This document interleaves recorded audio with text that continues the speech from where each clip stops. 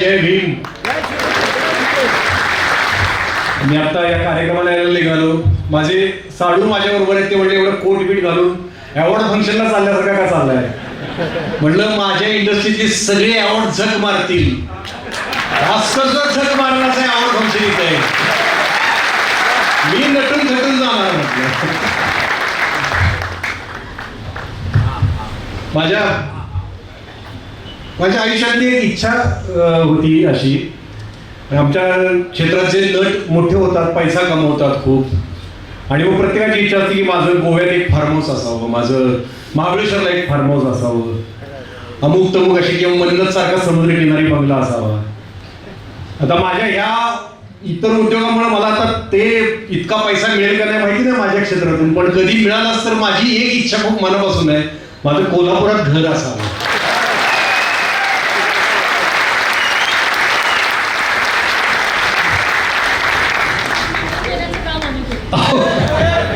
खूप बरं होईल. माझी ती एक इच्छा आहे. सगळ्यात पहिल्यांदा तथागत गौतम बुद्ध, जगद्गुरु संत तुकोबराया, छत्रपती शिवाजी महाराज, छत्रपती संभाजी महाराज, महात्मा फुले, सावित्रीबाई फुले, राजर्षी शाहू महाराज आणि डॉक्टर बाबासाहेब आंबेडकर या आपल्या पूर्वजांचं, आपल्या महामानवांचं मी कृतज्ञतापूर्वक स्मरण करतो. लहानपणी मला जत्रेत कुस्त्या बघायचं लय येड होतं. कुस्त्या बघायला आवडायच्या. मी जत्रा असली की पहिल्यांदा कुस्त्याचं मैदान कधी येते बघायचो आणि मग वडिलांच्या मागे लागायचो, मला कुस्त्या बघायच्या, मला कुस्त्या बघायच्या. वडील मला बोटाला धरून घेऊन जायचे. कुस्त्या बघायला बसलं की तुम्ही कोल्हापुरात कुस्त्या बघता, तुमच्याला कुस्ती रंगात आली ना, सगळी माणसं अशी उठून उभी राहतात एक साईड होऊन. माणसं उठून उभी राहिली की मला काही दिसायचं नाही, मी अस्वस्थ व्हायचो. मग वडील मला उचलून खांद्यावर घ्यायचे. खांद्यावर त्यांनी घेतल्यावर मला लख सगळं दिसायला लागायचं. मग मी बारकाईनं ती कुस्ती बघायचो, त्यातले डाव प्रतिडाव सगळं बघून असं मेंदूत कोरून ठेवायचो. दुसऱ्या दिवशी शाळेत गेल्यावर मधल्या सुट्टीत सगळी पोरं मित्रमैत्रिणी माझ्या भोवती जमायचे आणि कुस्तीचं कालच्या सांगे आम्हाला वर्णन. मग मी त्यांना ते जे मी बघितलेली कुस्ती आहे त्याचं रसभरीत वर्णन करून सांगायचो. सगळे भारावून जायचे. आजकाल मी सोशल मीडियावर छत्रपती शिवाजी महाराज, छत्रपती संभाजी महाराज, आपल्या महामानवांविषयी बऱ्याच घटना लिहितो, त्यांचे विचार लिहितो आणि ते आकर्षक पद्धतीनं लिहितो. ती एक कला माझ्याकडे आहे कलाकार म्हणून. आणि महाराष्ट्रातले तुम्ही सगळे माझे मित्रमैत्रिणी, सगळे पुरोगामी विचारांचे लोक भारावून जातात, माझं कौतुक करतात.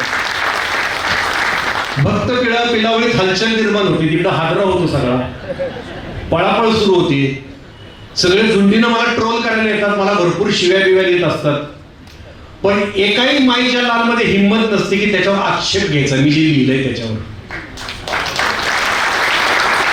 त्याचं रहस्य मी तुम्हाला सांगतो.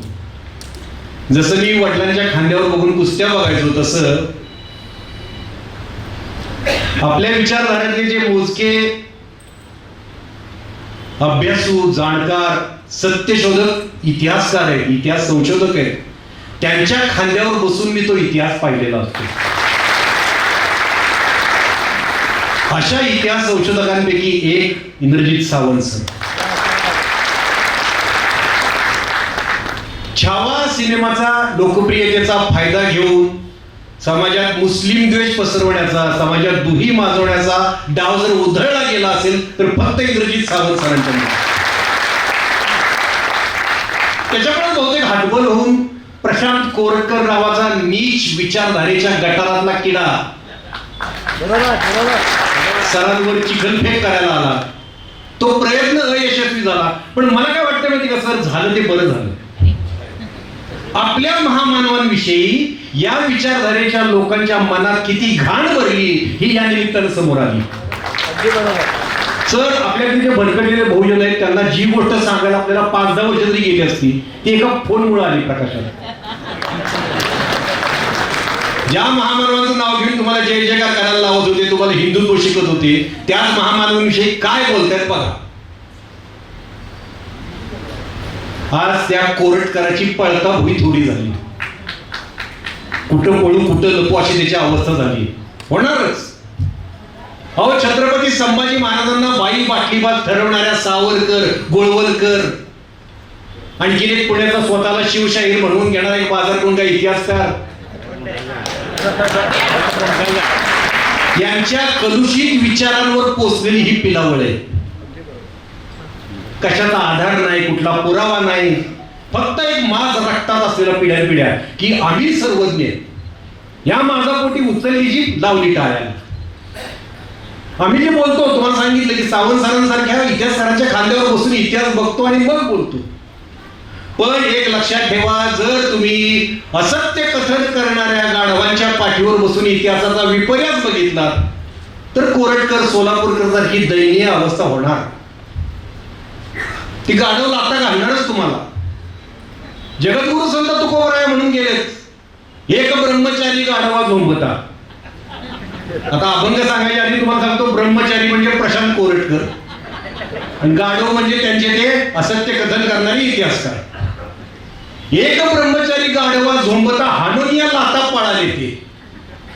एक अतिउत्साहात ब्रह्मचारी झालेला माणूस होता. ब्रह्मचर्य स्वीकारलं, काही दिवसानंतर त्याला भावना अनावर व्हायला लागल्या, सहन होईना त्याला ब्रह्मचर्य.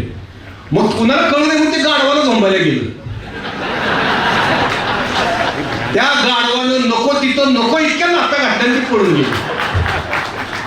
तुकोबाराय म्हणतात, गाढवही गेले, ब्रह्मचर्य गेले, तोंड काळे झाले जगा माझी.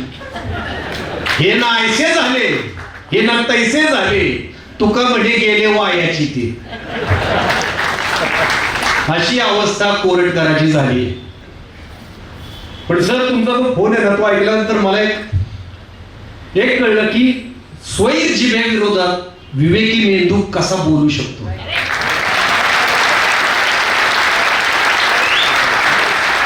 काय संयमाने तुम्ही उत्तर दिली. मी विचार करत होतो की मी जर हा फोन रेकॉर्ड केला तर माझ्या शिव्या म्यूट करायला लागल्या असतात.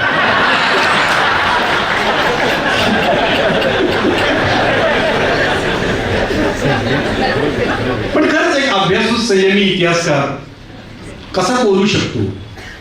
आणि छाव्याच्या निमित्तानं आपल्या छाव्यावर टपून बसलेले जे कोल्हेपुत्री होते ते सगळे उघडे पडले, सगळे. आता जरा गंभीर विषयाकडे येऊया आपण. का असं होतंय? एक साधा सिनेमा येतो, लोकांचं मनोरंजन करणारा ऐतिहासिक सिनेमा येतो. त्या सिनेमामधली काही, तो सिनेमा बघून त्यातली काही तथ्य आपला इतिहासकार समोर आणतो. या गोष्टीमुळं एवढी आग लागायची, राजकीय वातावरण तापायची काय गरज आहे? का होतंय? म्हणजे तुम्ही कोरटकरला बघितलं असेल, कोरटकर एक प्याद आहे, त्याचे अनेक जणांबरोबर फोटो आहेत, ते व्हायरल झाले. म्हणजे त्या सगळ्यांना आग लागली, त्या सगळ्यांच्या वतीने कोरटकर बोललाय. एवढी सगळ्यांना का आग लागली? एक सिनेमा आहे, साधा सिनेमा आहे. आजकाल हे का घडतंय? गांभीर्याने विचार करा. सिनेमा, साधा सिनेमा, मी एक नट तुमच्याशी बोलतोय, सिनेमात काम करणारा नट तुमच्याशी बोलतोय, आमच्या क्षेत्राचा कसा वापर होतो हे मला तुम्हाला सांगायचंय. एक साधा सिनेमा आहे. सिनेमाची चर्चा तुम्ही 75 वर्षात कधी संसदेत झालेली बघितली का कुठल्या सिनेमाची? की शोले सिनेमावरून गदारोळ झाला, इंदिरा गांधी काहीतरी बडबड असं काय झालंय? कधी सिनेमावरून झाले का? की विधानसभेचं वातावरण गरम झालंय सिनेमावरून? आजकाल का होतंय? सिनेमा या लोकांना एवढा महत्वाचा का वाटतो? मी 2.5-3 वर्षांपूर्वी गांधी भवनात एक भाषण केलं होतं, त्यात हे सांगितलं होतं. ते बरंच व्हायरल झालं होतं. आज पुन्हा सांगायची वेळ आली. त्यावेळी मी म्हटलं होतं की आजकाल छत्रपती शिवाजी महाराजांवर खूप सिनेमे येऊ घातलेत, काही सिनेमे आलेत, काही येऊ घातलेत. यामागे कारण व्यवसाय हा नाही, म्हणजे ते सिनेमे चालतात आणि पैसा कमवायचा म्हणून निर्माते काढतात असं नाही. यामागे एक मोठं षडयंत्र आहे. आता हे मला कसं माहिती? तर मी या क्षेत्रातला आहे. त्या सिनेमाचे जे दिग्दर्शक आहेत, जे मराठीतले 2-3 जण आहेत, ज्यांना मी एकांकिका स्पर्धांपासून ओळखतो, ते त्या मनुवादी विचारधारेचे ते स्वयंसेवक आहेत. लहानपणापासून कट्टर स्वयंसेवक आहेत. त्यांना मी लहानपणापासून अगदी आम्ही एकत्र स्पर्धा करत करत मोठे झालोय. मला माहिती आहे या विचाराचे आहे, यांची कुवत दिग्दर्शक म्हणून काय आहे ही पण मला माहिती आहे. अचानक त्यांची मीडिया हाईप केली जाते, त्यांना प्रसिद्धी दिली जाते, त्यांच्या मुलाखती तुम्हाला सगळीकडे दिसायला लागतात. अचानक एक ज्या दिग्दर्शकाची एक एकांकिका दिग्दर्शित करायची लायकी नाही, तो अचानक 10 सिनेमांची घोषणा करतो की मी छत्रपती शिवाजी महाराजांवर 10 सिनेमे काढणार आहे. अरे आपण आमच्या क्षेत्राने कोणी तर बसले असतील, एक सिनेमा करताना काय होतं आपल्याला माहिती.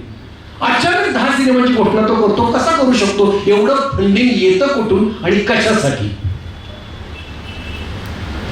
तर शिवरायांचा वापर सिनेमातून फक्त धर्म आणि संस्कृती याच्या अंगानं करून मुस्लिम द्वेष पसरवायचा, जो छत्रपती शिवरायांच्या मनात सुद्धा नव्हता. तुम्ही सगळे सिनेमे बघा तर फक्त युद्धाच्या कथा, लढाया मुघलांबरोबर झालेल्या.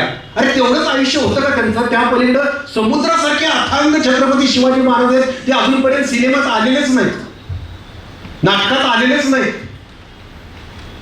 फक्त तेवढ्याच कथा, तेवढ्या 2-3 कथा, ढाली तलवारी गड किल्ले, याच्या पलीकडे आपला इतिहास जात नाही सिनेमातून. मी विशेषतः सिनेमाचं तुम्हाला सांगतोय, ग्रंथांचं पण सांगतो. पण सिनेमातून हे केलं जातं. मग का केलं जातं? याचा राजकीय फायदा कसा होतो हेही तुम्हाला सांगतो. अँटोनिओ ग्राम्सी नावाचा एक तत्ववेत्ता, इटालियन तत्ववेत्ता, तो आपल्या डॉक्टर बाबासाहेब आंबेडकरांच्या कालखंडात समकालीन होता. तो त्यावेळेचाच. त्याला मुसोलिनीने त्यावेळी खूप त्रास दिला, स्थानबद्ध केलं होतं. तो अँटोनिओ ग्राम्सी, त्याचं हेजिमनी नावाची एक संकल्पना आहे.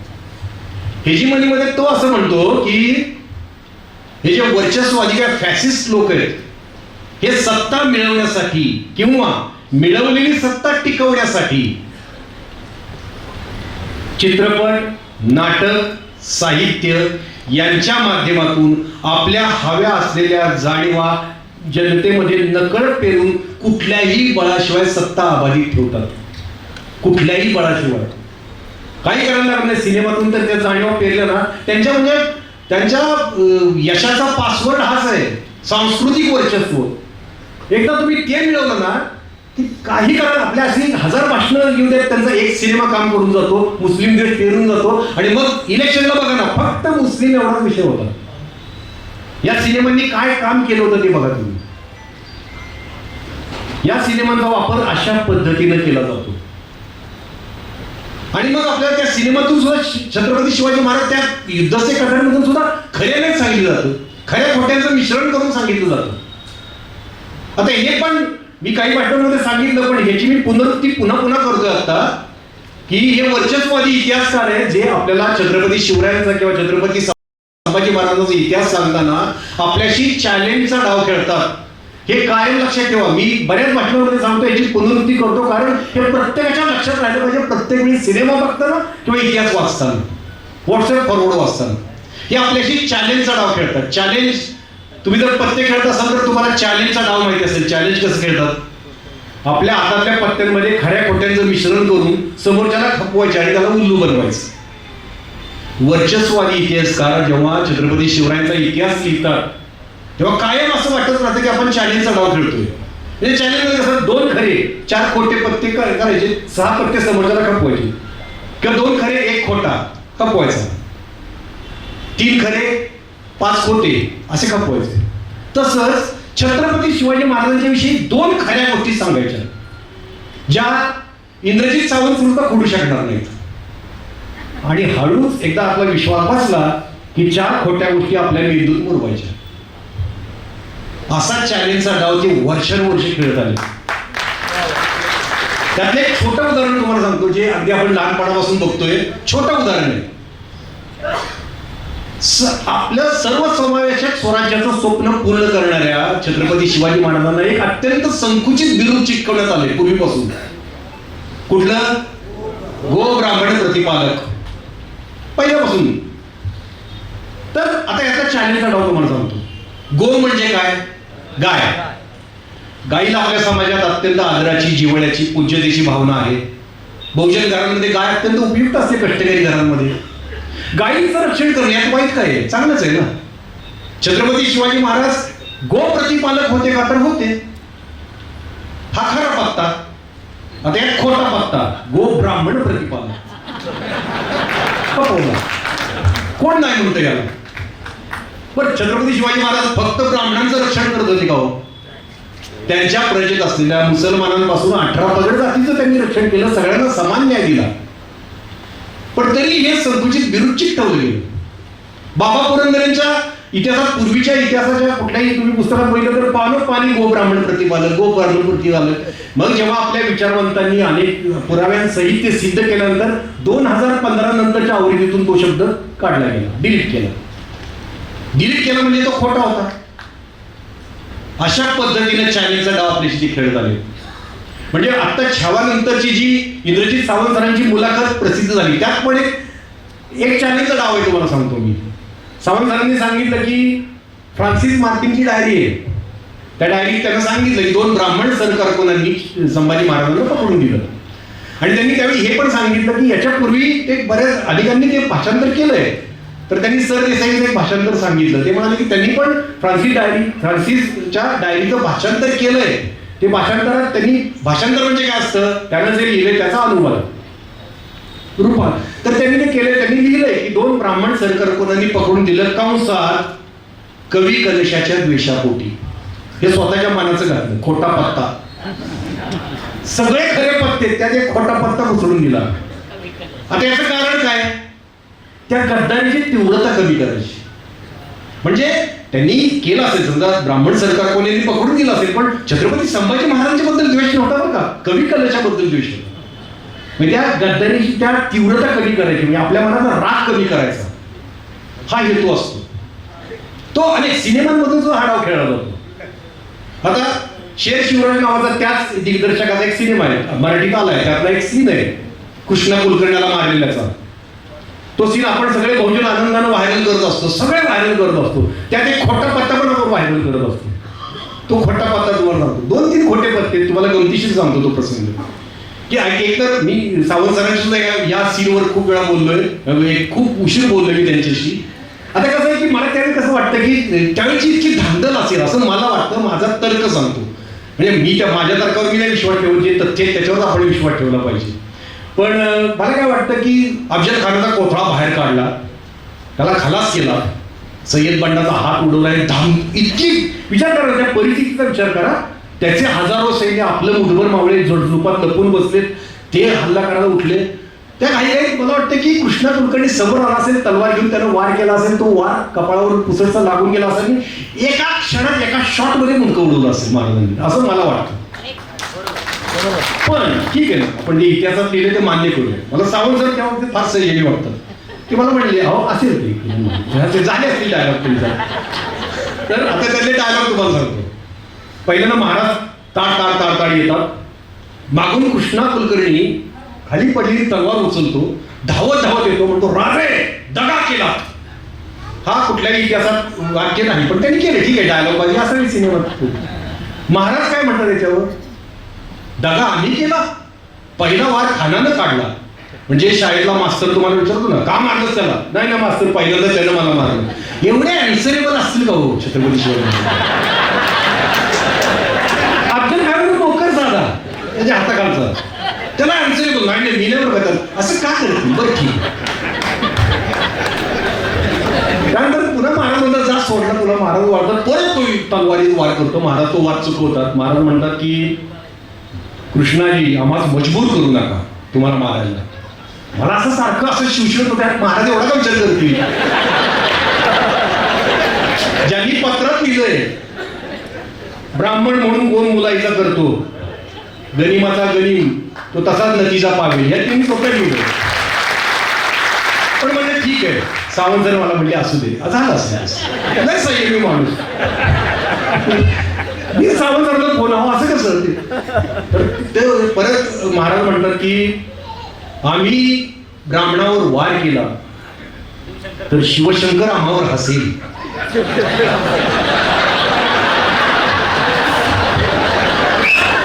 ये कब हुआ. भगवान शंकरांवरची मी सगळी पुस्तकं वाचलेली आहेत. माझी आई 16 सोमवार करत होती, तिथपासून ते डॉक्टर आर साळुंखे तात्यांनी लिहिलेल्या पुस्तकांपर्यंत मी सगळी पुस्तकं वाचली. कुठेही हे वाक्य नाही की तुम्ही ब्राह्मणाला मारलं तर मी हसेल तुमच्यावर, असं कुठेही वाक्य नाही. पण ठीक आहे, इंद्रजित सावंत म्हणजे काही इतिहास तज्ञांनी ते लिहिलेलं आहे वाक्य. बघा किती संयमी माणूस. म्हणजे ठीक आहे.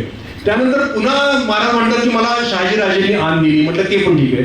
आणि जेव्हा महाराज त्याची बुडकं उडवतात त्यानंतर एक डायलॉग आहे तो डायलॉग कुठल्याही इतिहासाचे पुस्तक नाही, पण त्यातले खोटे पत्ते तुम्हाला सांगतो कसे वापरले. त्या मेलेल्या कृष्णा कुलकर्ण्याकडं सिनेमातले महाराज बघतात आणि म्हणतात, विधभर पोटाच्या टिचभर खळगीसाठी. हा पहिला खोटा. एक वाक्यात किती खोटे पत्ते बघा. हे वाक्य लांबलंच काय, ते वाक्य बघून सगळे आपण टाळ्या वाजवतो. पहिलं काय, विधभर पोटाच्या टिचभर, म्हणजे यानं गद्दारी केली ती विधभर पोटाच्या टिचभर खळगीसाठी बरं का. म्हणजे तीव्रता कमी होती गद्दारीची. पोटासाठी केलं.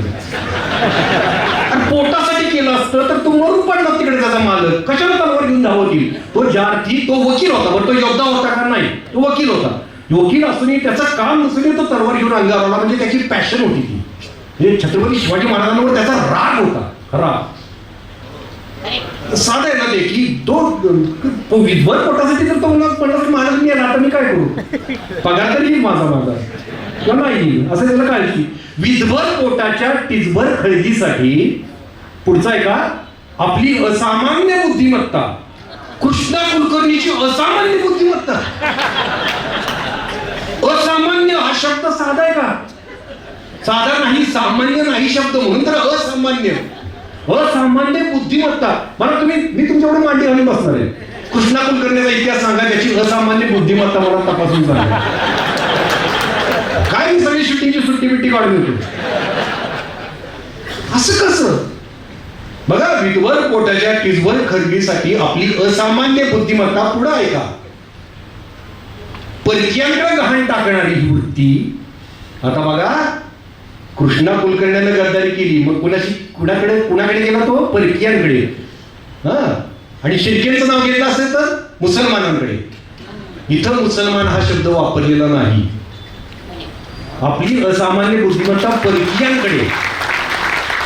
तीव्रता कमी केली. तुम्हाला ते टोचणं कमी केलं. कृष्णा कुलकर्णीची गद्दारी तुम्हाला टोचणं एका वाक्यात कमी करून टाकलं.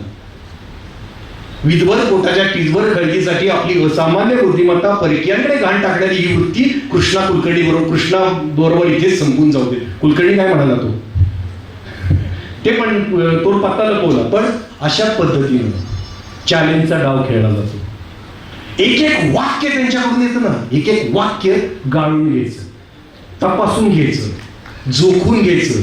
आपल्या गावात आपले इतिहास संशोधक त्यांना विचारायचं हे खरं आहे का बघा, किंवा मला पुरावे दाखवा. कारण हे कुठल्या मार्गाने तुमच्या मेंदूत घुसतील सांगता येत नाही. डॉक्टर आज तात्या म्हणतात की ज्यांना लोकांना गुलाम बनवायचं असते ते लोकांच्या मेंदूवर पहिला कब्जा करतात. पहिला मेंदू, तुमचा मेंदू बदल करून टाकतात. मग आपल्याला शोषण न वाटता आपला धर्म वाटायला लागतो.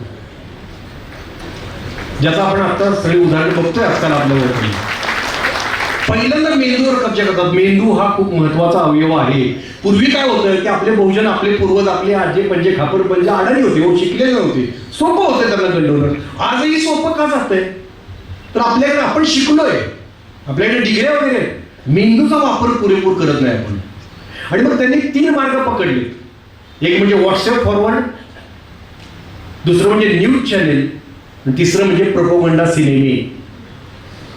याच्या माध्यमातून तुमचा मेंदू बदल करण्याचं काम सुरू आहे. त्यामुळे तिन्ही गोष्टींवर जे काय येतं अक्षरशः गाळून जाचून परखून घ्या. चिकित्सा करा प्रत्येक गोष्टीची. म्हणजे त्यांनी सगळं खरं सांगितलं तरी सुद्धा एक वाक्य कुठेतरी असतं ज्याची त्यांनी मेख मारून ठेवलेली असते त्या वाक्यात. त्यांच्याकडून येतं ते तर वाक्य नीट वाचायचं, नीट शब्द नीट वाचायचा, त्याशिवाय विश्वासच ठेवायचा नाही. कारण आपला मेंदू हा खूप महत्वाचा अवयव आहे. मेंदू ऍक्च्युली आपल्या शरीरापेक्षा 2% वजन मेंदूचं असतं. शरीराचं जेवढं वजन असतं त्याच्या 2%. पण आपण जेवढा श्वास घेतो ना त्यातला 25% ऑक्सिजन एकट्या मेंदूला जातो. एवढा महत्वाचा अवयव आहे. 14 अब्ज पेशी असतात त्यात. मेंदू ठरवतो की तुम्ही आयुष्यात कोण होणार आहे, तुम्ही अपयशी होणार आहे का यशस्वी होणार आहे, तुमचा उत्कर्ष होणार आहे का तुमची अधोगती होणार आहे, हे मेंदू ठरवतो. असा मेंदू आपण सहज काहीही भरून घेतो त्या मेंदूत. हे आपण आता टाळलं पाहिजे. आणि तुमच्या मेंदूत भरण्यासाठी आमच्या सिनेमा क्षेत्रातून भरभरून कचरा येतोय, खूप कचरा येतोय, अजून येतोय. पण तुमची मेंदू त्याला तुमच्या मेंदूवर कब्जा मिळवायचा आहे. त्यामुळे आमच्या क्षेत्रापासून खूप सावध राहा. आमच्या क्षेत्रातून जे महामानवांचे सिनेमे येत आहेत प्रत्येक गोष्टीच्या बाबतीत सावध राहा. लगेच असं उत्स्फूर्तपणे ते पिक्चर बघायला जायचं असे का नाही, त्यासाठी काय बाहेर खलबत झाली असती तुम्हाला माहिती नाही, काय होत असतं त्याच्यामध्ये. उगाच नाही हो, एका गोष्टीसाठी फक्त धमकी येते इंद्रजित सावंत सरांना. का तर तो प्लॅन फसायला लागतो ना सगळा. छावाच्या निमित्तानं जो काय प्लॅन केलेला असतो सगळा, तो प्लॅन फसतो. छावाचा रिलीज का लांबत गेलो होतो वर्षभर, योग्य वेळ बघून रिलीज केला गेला होता. त्यानंतर एक प्लॅन होता, एका माणसावर प्लॅन फसला. म्हणून तर अभिमानानं म्हणतो आपण बहुजन नायक.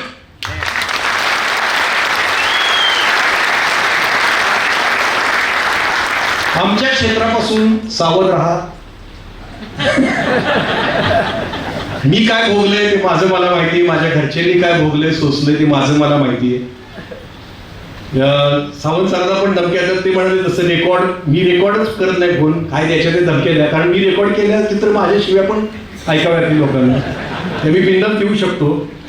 आणि खूप माझ्या करिअरवर पण घाव घालायचा प्रयत्न केलाय, खूप काही नुकसान केलंय माझं पण.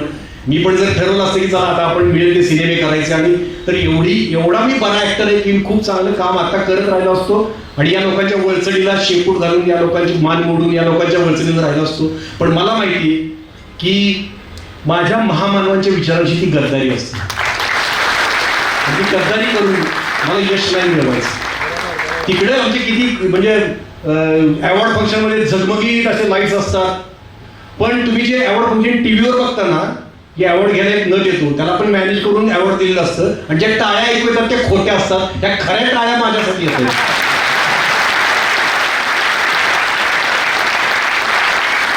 त्या अवॉर्ड फंक्शनपेक्षा कितीतरी मोलाचं आहे, मला कितीतरी मोलाचं आहे. म्हणजे त्यांचं ते बोलतात, कौतुक करतात, त्यात सुद्धा विष असतं. त्याच्यापेक्षा तुमच्या कौतुकात किती निर्मळपणा आहे. एवढा मोठा माणूस इतिहास सांगतो की माझं नाव घेऊन माझ्याविषयी जेव्हा बोलतो की आमचा किरण आशेचा किरण आहे, छान वाटतं ना की हे खरं कौतुक आहे. मला कुठल्याही अवॉर्डपेक्षा मोठं आहे. त्यात तिकडून जे काय माझ्याकडून मिस झालं असेल त्याची भरपाई 1000 पटीने इकडून मला मिळते. आणि मी तुम्हाला सांगतो, तुम्हाला मान खाली घालायला लागेल असं एकही कृत्य माझ्या हातनं होणार नाही. मी तुम्हाला खात्री देतो. आणि खूप जण या विचारातून तिकडे जाऊन गेलेले आहेत वळचणीला, आत्ता सुद्धा आहेत. खूप जण आहेत की पूर्णपणे त्या वळचणीला गेलेले आहेत, कारण त्याशिवाय करिअरच होऊ शकत नाही. मी बघतो ना कसं होत नाही ते. आमचं आत्ताच एक घोषणा करतो, मी एक पातळी नाटक करतोय, छत्रपती शिवरायांच्या राज्याभिषेकावर जे इंद्रजित सावंत सर लिहिणार आहेत. आणि त्यातून तथ्यांसहित शिवराज्याभिषेकाचं वर्णन तुम्हाला ऐकायला मिळेल मनोरंजक पद्धतीनं, खूप छान पद्धतीनं. तर कलाकार हा कायम पहिल्यांदा कलाकार त्याच्या पाठीचा काना ताठ असावा, काळजात गोरगरिबांविषयी करुणा असावी, नजरेत सत्याची धार असावी, तरच तो कलाकार. निळूभाऊ फुले, सदाशिव आमरापूरकर यांचा आदर्श घेतलाय. कलाकारांविषयी एक शेर मी कायम ऐकवतो, जो मी अंगी बांधलाय म्हणून मला तुम्ही एवढा इथं मान देताय हे मला माहिती. एक राजा असतो, तो त्याच्या राजमहालाच्या गच्चीत उभा असतो आणि खाली येणारी जाणारी प्रजा निहाळत असतो.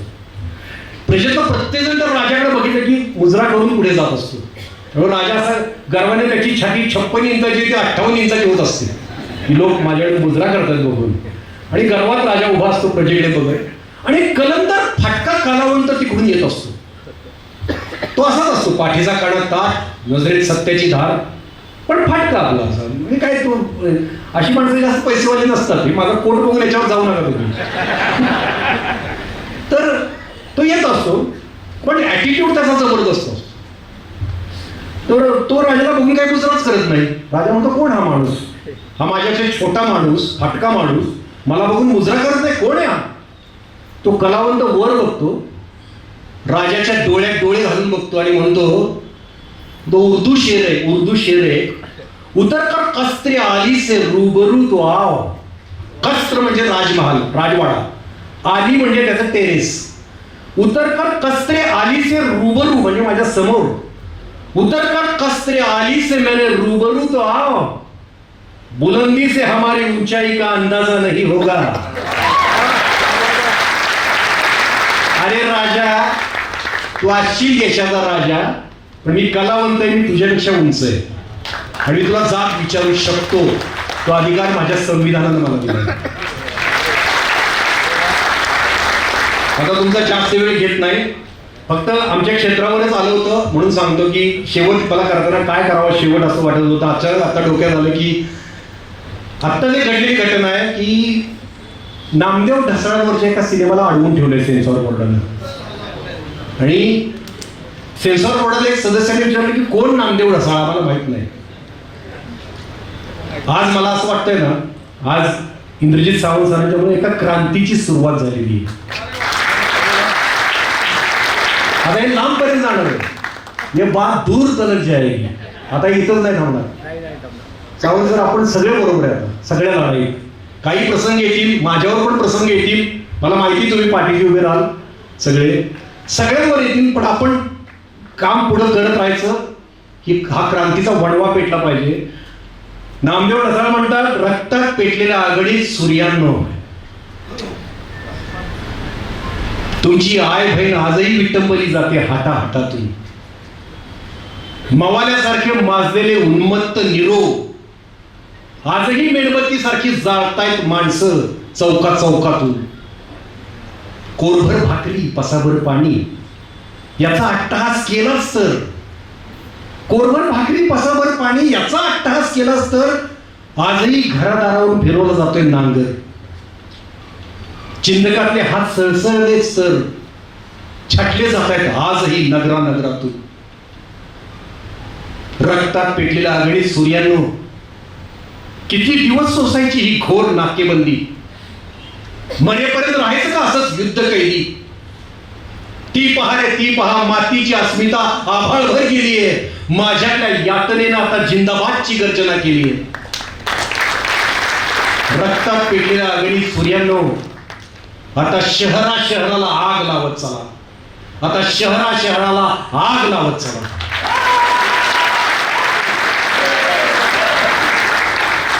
नामदेव ढसाळनी ही आग लावायला सांगितली, काळी पिटी घेऊन, अशी नाही की आग आपल्या मनामेंदूत विद्रोहाची आग लागली पाहिजे, की तुम्हाला मला सगळ्यांना अख्ख्या शहराला लागली पाहिजे, शहराला लागली पाहिजे. या आगीतून निर्माण काय करायचं आपल्याला? स्वातंत्र्य, समता, बंधुता ही मूल्ये, ज्या मूल्यांना तथागत बुद्धांनी जन्म दिला होता. बुडणाऱ्या बहुजनांमध्ये जी मूल्य रुजावीत म्हणून तुकोबारायांनी प्राणांचीही पर्वा केली नव्हती. ज्या मूल्यांच्या पायावर छत्रपती शिवाजी महाराजांनी स्वराज्याची निर्मिती केली होती, ज्या मूल्यांच्या स्वराज्याच्या रक्षणासाठी छत्रपती संभाजी महाराजांनी प्राणांची आहुती दिली, ज्या मूल्यांची शस्त्र हातात घेऊन महात्मा फुले, सावित्रीबाई फुलेंनी सामाजिक शैक्षणिक क्रांती केली, आपल्या संस्थानामध्ये जी मूल्य रुजवून बदलाची सुरुवात स्वतःपासून केली राजर्षी शाहू महाराजांनी, आणि बहुजनांना गुलामगिरीतून मुक्त करणारी ही स्वातंत्र्य, समता, बंधुता ही मूल्य संविधानात आणून या भूमीतल्या वर्चस्ववादावर, उच्च नीचतेवर, जातीभेदावर, वर्णभेदावर शेवटचा घाव घातला डॉक्टर बाबासाहेब आंबेडकरांनी. ती मूल्य आपल्याला पुन्हा जपायची, ती मूल्य पायदळी तुडवली जात आहेत. त्यामुळे मी सांगतो की आता क्रांतीची सुरुवात आहे या मूल्यांसाठी आपल्याला क्रांती करायची. आणि जसं कोणीतरी मगाशी म्हटलं की पिसाळ साहेबांनी उल्लेख केला की शिवशक्ती भीमशक्ती एक झाली पाहिजे.